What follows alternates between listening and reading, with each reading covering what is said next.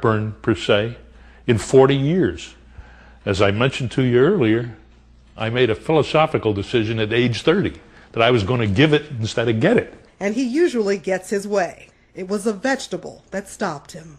I'm fond of telling people I sort of owe my life to a carrot. I may well. He swallowed, and that carrot just wouldn't go down. It caught in my upper throat, and it was very painful as it worked its way down. That was George's first symptom. Doctors confirmed he had cancer of the esophagus.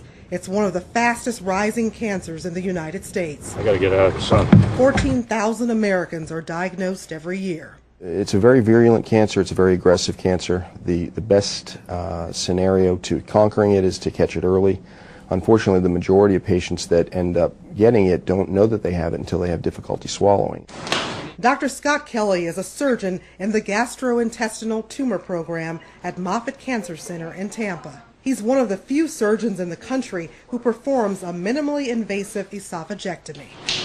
Instead of making large incisions both in the abdomen and the chest or the abdomen and the neck, we tend to do the operation with small, tiny incisions that require a Band-Aid to cover.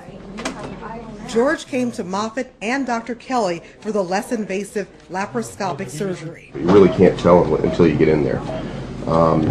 If everything looks the way I think it's going to look, we continue on and we take out your esophagus and we'll get everything fixed up. It was time for George to head to the operating room.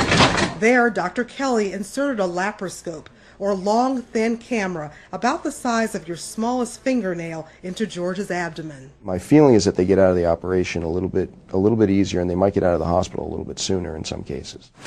While Dr. Kelly takes the lead in cutting-edge treatment, he's also looking for ways to prevent esophageal cancer. The earlier we catch this disease, the less likely you are to die from it. Acid reflux disease can be a precursor to this cancer.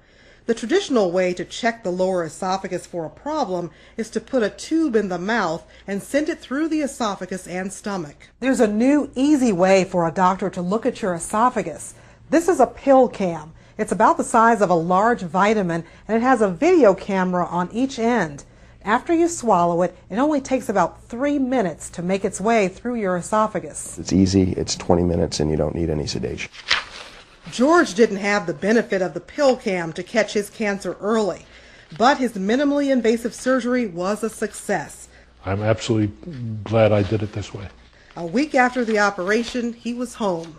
I've had no pain whatsoever other than an occasional gas pain or a little sticky point here or here or something. Other than that, my biggest discomfort is this feeding tube that I'm looking to get out because it keeps catching on things. God forbid if I had an esophageal cancer, that's pretty much how I'd want it to be handled, to be honest with you.